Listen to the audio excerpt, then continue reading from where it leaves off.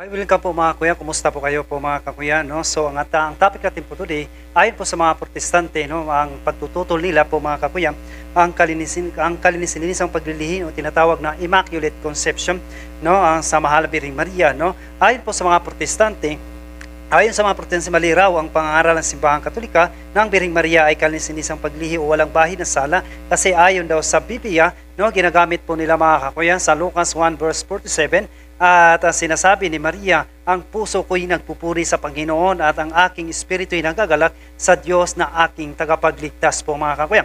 No? So sabihin kaagad ng mga protestante, kung si Maria ay walang pahi na sala, bakit niligtas siya ng Diyos po mga kakuya? No? Gamitin din nila ang Roma 3 verse 10, no? Kama hanggang 23, ayon sa nisulat, walang matuwid, wala kahit isa. No? So sa 23, sapagkat ang lahat ay nagkakasala at walang sino mang nakaabot sa kaluhalhatian ng Diyos. Gamitin din nila ang Roma 5 verse 12 na ang kasalanan ay pumapasok sa sanlibutan sa pamagitan ng isang tao at ang kamatayan ay pumasok sa pamagitan ng kasalanan at dahil dito lumalaganap ang kamatayan sa lahat ng tao dahil ang lahat na nagkakasala. Gamitin din nila ang Roma 6 verse 23, no, sapagkat ang kamatayan ang kabayaran ng kasalanan. Dahil sa mga talatang iyan, sinasabi ng protestante, mali ang pangangaral ng mga Katoliko dahil namatay si Maria, kaya malinaw na mayroon siyang kasalanan po mga kuya. Paano po natin ito sasagutin po mga kuya? Ang sagot, hindi mangyayari na ang tunay na iglesia ng Diyos na itinayo ng Panginoong Hesus ng Simbahang Katolika ay magkamali sa kanyang itinuro dahil ang sinamahan ito ng Panginoong Hesus.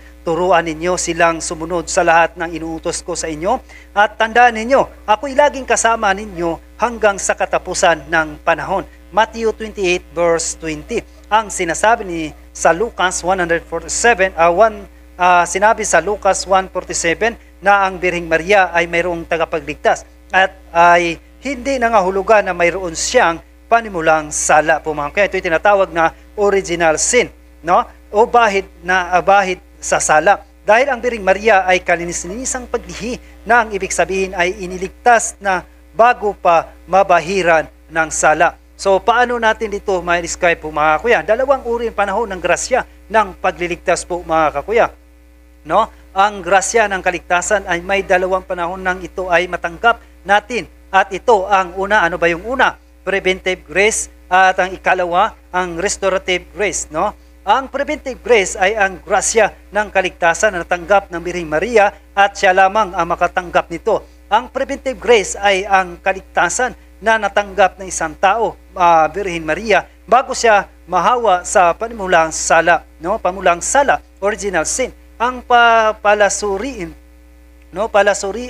analogy nito ay ang bakuna o babakunahan ang tao upang hindi siya mahawa sa sakit. Ibig sabihin, iniligtas na sa pagkahawa sa sakit. Sa sinulat ni San Pablo ay ipinahayag ng Diyos na mayroon siyang taong pinili na ang simula sapagkat ang mula pa'y alam na ng Diyos kung sino ang magiging kanya at ang ito ay pinili niya upang maging tulad ng kanyang anak sa Roma 8 verse 29. Ang sinabi na magiging tulad ng kanyang anak ay ang nanguhulugan na ang tao na pinili ng Diyos ay walang panimulang sala dahil ang Panginoong Hesus bilang tao ay naniniwalay sa mga makasalanan at itinaas sa kalangitan. Hebrews 7 verse 26. No, at tulad niyan ang Mahal Birheng Maria, hiniwalay na ang makasalanan kaya wala siyang panimulang sala. Ito ay tinatawag na Immaculate Conception. Ang pagiging walang panimulang sala ng Birheng Maria ay ginawa ng Diyos dahil gawin siyang ina ng Panginoong Hesus upang ang Panginoong Hesus ay hindi na rin mahawa sa panimulang sala. Dahil kung ang Birheng Maria ay hindi hiniwalay sa panimulang sala, lumalabas na ang Panginoong Hesus ng kanyang anak ay magiging may panimulang sala rin. Dahil ayon sa kasulatan, walang taong matuwid, Romans 3 verse 10, kaya ang matibay na batayan ng mga pagiging walang panimulang sala, Immaculate Conception ng Birheng Maria ay ang kanyang pagiging ina ng Panginoong Hesus. Sa aklat ng karunungan ay sinasabi ang karunungan ay di papasok sa may masamang kalooban at di mananahan sa pusong alipin ng kasalanan. Karunungan 1 verse 4, no? Sa sulat ni San Pablo, sinabi niya, si Kristo ang kapangyarihan at karunungan ng Diyos, 1 Corinto 1 verse 24, at si Jesucristo ay pumasok sa sinapupunan ng Birheng Maria, Galatia 4 verse 4. At Hebreo 2 verse 14, isinilang siya ng isang babae, Birheng Maria, at namuhay sa ilalim ng kautusan. Kaya malinaw na ang Birheng Maria ay walang panmulang sala at ang kanyang buong buhay dahil pumasok sa kanyang sinapupunan ang Panginoong Hesus. Sa ano bang ibig sabihin naman ng restorative grace? Ang restorative grace ay ang kalagayan kung saan ang kaligtasan ay matanggap ng tao na nagkasala na upang siya ay maibalik sa Diyos. Tulad ni San Pablo, tinatawag Saulo, na sa simula ay isang mapang-usig sa mga Kristiyano. Gawa 9 verse 1 hanggang 2, ibig sabihin nagkasala siya, ngunit tinawag siya ng Diyos upang maglingkod sa Kanya. Gawa 9 verse 15 hanggang 18, at palasuriin. Palasurian, ito'y tinatawag na analogy nito, ay ang tao na nagkaroon ng sakit na ginagamot upang malunasan sa sakit. Kaya ang sinasabi ni San Pablo sa taga-Roma, sapagkat ang kamatayan ng kabayaran ng kasalanan, at sa Roma 6 verse 23, ay hindi nangahulugan na ang Birhen Maria ay nagbabayad ng kanyang kasalanan dahil wala sino mang makakalam kung ang Birheng Maria ay namatay ba o hindi dahil nawala siya na walang nakakaalam po mga kakuya.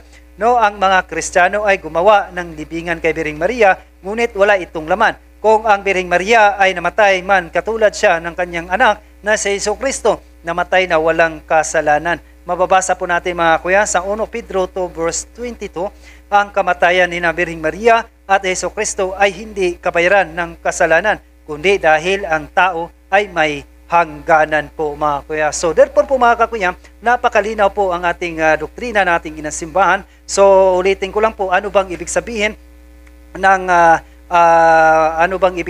ng dalawang panahon ng grasya ng pagliligtas na ito ibigay ng Diyos para sa atin. So sa natanggap ng mahal na Birhen Maria, ito itatawag ng ay preventive grace. Ano bang ibig sabihin ng preventive grace po mga kuya?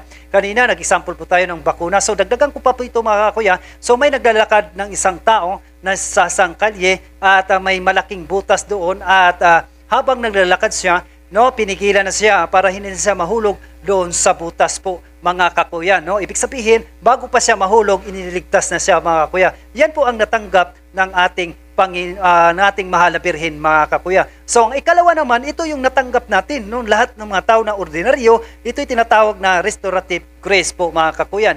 So ganun pa rin, example ko, may naglalakad ng isang tao, sa unahan ay may malaking kanal o imburnal po mga kakuya. So habang naglalakad ng tao na iyon, nahulog po siya mga kakuya doon sa imburnal na iyon. So may nakakita siya sa kanya at hinaon siya doon at tinulungan. Ibig sabihin po mga kuya, tayo ay nagkasala bago tayo tinulungan ng Diyos o nakatanggap tayo ng pagliligtas o grasya na bigay ng Diyos sa pamagitan nga ng binyag, sa pamagitan na nung sinilang tayo sa mundong ibabaw na ito, mayroon tayong original sin po mga kuya. Sa pamagitan ng binyag, mga kakuya, doon po nawala ang original sin natin po mga kuya. Ibig sabihin, nagkasala tayo bago tayo iniligtas at nabigyan ng grasya at awa ng Diyos po mga kuya. So magkaiba sa natanggap na mahal na Birhen Maria at sa ating mga tao ng ordinaryo mga kuya. So ulitin ko, ang una, preventive grace, at ikalawa, ito yung natanggap natin, restorative grace po mga kuya. So maraming salamat at shout out po sa ating lahat at God bless po sa ating mga kakuya. Ingat po tayo palagi. Jesus Christ, the Son of God,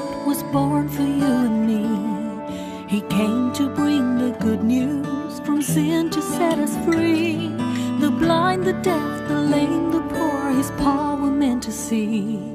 He gave His life upon the cross, eternal life the key.